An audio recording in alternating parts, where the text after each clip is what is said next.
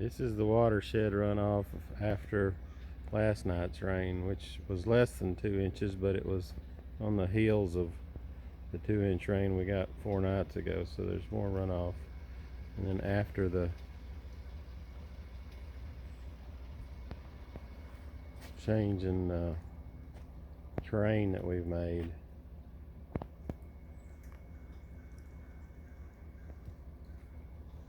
so all this is still coming down off of this hill. We haven't done anything to it yet. And more of it seems to be pooling right here because we raised that bay in the middle and the far end. And it's tracking. You can see how it's a track, but we haven't cut our ditch yet.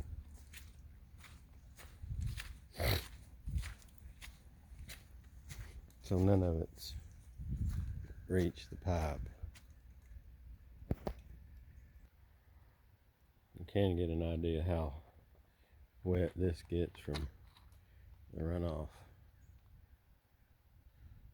just from this little hill.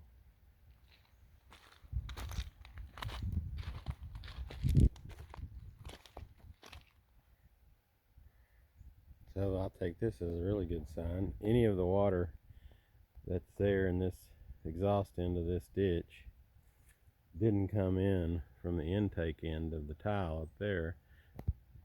It came in from here, the watershed hitting our perforated pipe in here and hitting that raceway and coming here.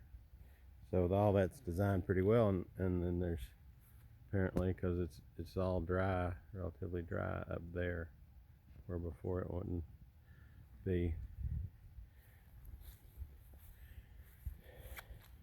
And our ditch has a slope in it until it doesn't. Oh look, here, there is water in that pipe. Okay, my mistake. So it did feed some in there.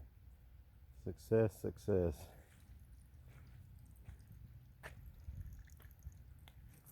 And we got good drainage until the end, and then that's of course created a little dam. So we got to send that water on down.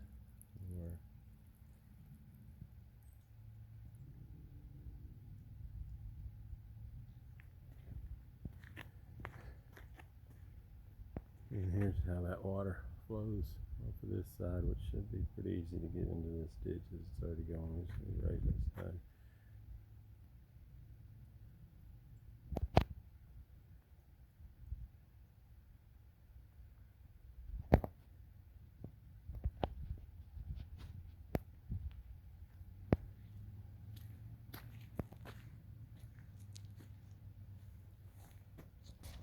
And one more look of how this water is getting into this bay.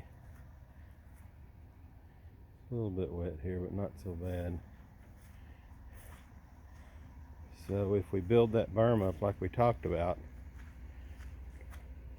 from the dirt that we're going to pull out of this ditch, and build that berm up there, and that should keep all the water here and hopefully drive it around the corner, and then all of this stay relatively high and dry.